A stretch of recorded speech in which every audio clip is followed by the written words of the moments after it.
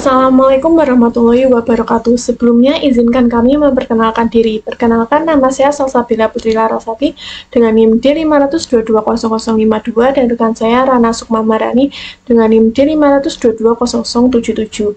Kami dari kelompok 29 ingin mempresentasikan proposal penelitian kami yang berjudul Optimasi proses biosopsi terhadap limbah tembaga CU menggunakan alga biru hijau spirulina dengan dosen pembimbing Ibu Dr. Akidah Mulyaning Tias, ST, MSc.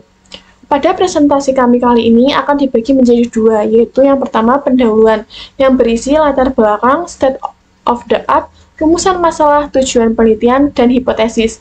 Dan yang kedua, metodologi, yang berisi rancangan penelitian, tahapan penelitian, cara kerja, risk assessment, metode analisis, dan jadwal penelitian. Yang pertama, latar belakang.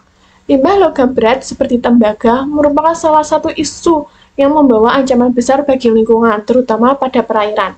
Peningkatan aktivitas industri yang menghasilkan limbah logam berat berpotensi mencemari lingkungan dan dapat membahayakan kesehatan manusia. Biosopsi dapat didefinisikan sebagai kemampuan bahan biologis untuk menyerap logam berat dari larutan melalui proses metabolik atau fisiokimia dengan menggunakan biomasa hidup maupun tak hidup. Dengan demikian, biosopsi oleh biomaterial seperti mikroalga muncul sebagai solusi yang efisien dan berbiaya rendah untuk mengatasi pencemaran logam berat ini. Beberapa studi terbaru menunjukkan bahwa alga biru hijau seperti spirulina mampu menyerap ion logam berat melalui proses biosopsi. Biosopsi menggunakan spirulina telah diterapkan secara luas dalam mengendalikan berbagai jenis pencemaran logam, khususnya dalam bioremediasi lingkungan perairan. Selanjutnya, state of the art. Berdasarkan penelitian yang telah dilakukan oleh Moubayed et al. Pada tahun 2022, bahwa spirulina merupakan biosolvent yang efektif untuk menghilangkan ion CU2 dari larutan air. Efisiensi biosopsi spirulina dapat mencapai 90,6%. Meskipun penelitian yang telah dilakukan oleh Moubayed et al. Pada tahun 2022 menunjukkan efektivitas biosopsi tembaga oleh spirulina, masih kurang studi tentang pengaruh parameter operasional, yaitu waktu kontak dan kecepatan pengadukan. Selanjutnya, rumusan masalah.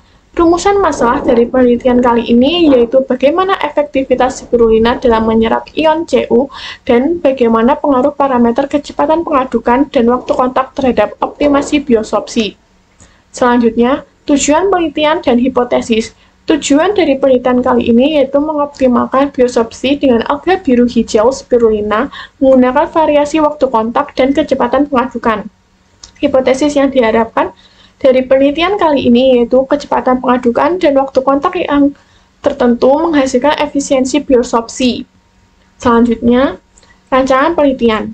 Rancangan penelitian kali ini yaitu menggunakan eksperimental kuantitatif dengan variabel bebas, waktu kontak, dan kecepatan pengadukan. Variabel terikat yaitu efisiensi biosopsi, dan variabel kontrol yaitu konsentrasi awal CU, pH, dan massa spirulina. Lalu selanjutnya ada tahapan penelitian. Yang pertama ada persiapan alat dan bahan. Semua alat dan bahan siap digunakan sesuai dengan kebutuhan. Lalu yang kedua ada persiapan larutan tembaga. Larutan tembaga dengan konsentrasi awal yaitu 50 mg per liter yang sudah tersedia. Lalu yang ketiga ada penyiapan spirulina sebagai absorben. Spirulina dikeringkan dan ditimbang dengan jumlah yang sesuai. Lalu yang keempat ada proses biosopsi. Pengadukan larutan tembaga dengan spirulina selama waktu kontak dan kecepatan pengadukan yang telah ditentukan. Lalu yang terakhir ada analisis data.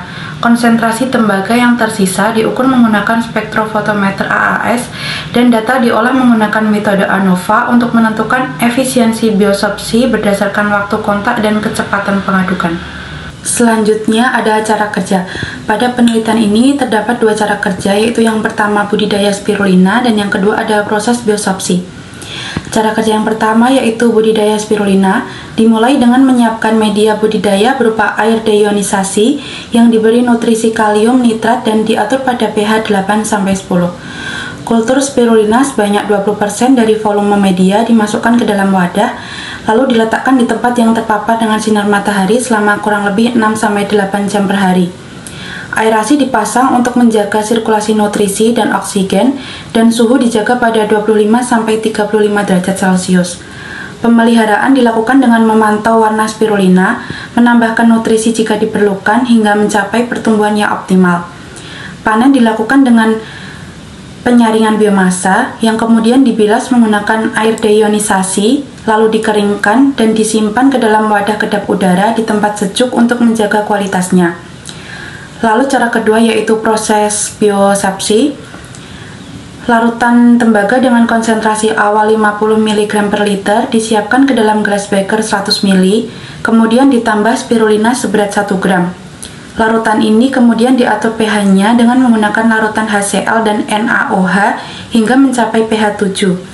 Setelah itu, campuran diaduk secara homogen menggunakan magnetic stirrer dengan kecepatan waktu pengadukan yang bervariasi, yaitu 30, 45, 60, 90 rpm, selama waktu kontak yang bervariasi juga, yaitu 10, 30, 60, 90, dan 120 menit. Setelah proses pengadukan selesai, larutan disaring untuk memisahkan spirulina dan filtrat yang dihasilkan untuk konsentrasi tembaga menggunakan spektrofotometer AAS. Setiap variasi kecepatan pengadukan dan waktu kontak dilakukan dengan metode yang sama untuk memastikan konsistensi data. Selanjutnya, risk assessment. Memahami dan mengevaluasi potensi resiko yang mungkin timbul, yaitu yang pertama kematian alga spirulina. Cara mengatasinya dengan mengendalikan suhu, pH, pencahayaan yang optimal, dan sterilisasi media. Lalu yang kedua, kegagalan proses biosepsi. Cara mengatasinya dengan mengoptimalkan parameter, penyesuaian metode, dan monitoring proses. Lalu pada metode analisis data. Penelitian kali ini menggunakan analisis statistik yaitu ANOVA dengan bantuan perangkat lunak Excel. Metodologi penelitian kami dirancang untuk memastikan efisiensi biosepsi dengan waktu kontak dan kecepatan pengadukan yang optimal. Lalu ada jadwal penelitian. Penelitian kali ini akan dilakukan selama 4 bulan. Pada minggu pertama digunakan untuk persiapan alat dan bahan. Pada minggu kedua hingga 4 digunakan untuk budidaya spirulina. Pada minggu kelima hingga 9 digunakan untuk proses biosepsi. Pada minggu ke-10 hingga 11 digunakan untuk analisis data. Pada minggu 12 hingga 14 digunakan untuk penulisan laporan. Dan pada minggu ke-15 hingga 16 digunakan untuk seminar dan publikasi. Berikut ini merupakan daftar pustaka yang digunakan dalam presentasi kelompok kami. Sekian presentasi proposal penelitian dari kelompok kami. Kurang lebihnya kami mohon maaf. Terima kasih. Wassalamualaikum warahmatullahi wabarakatuh.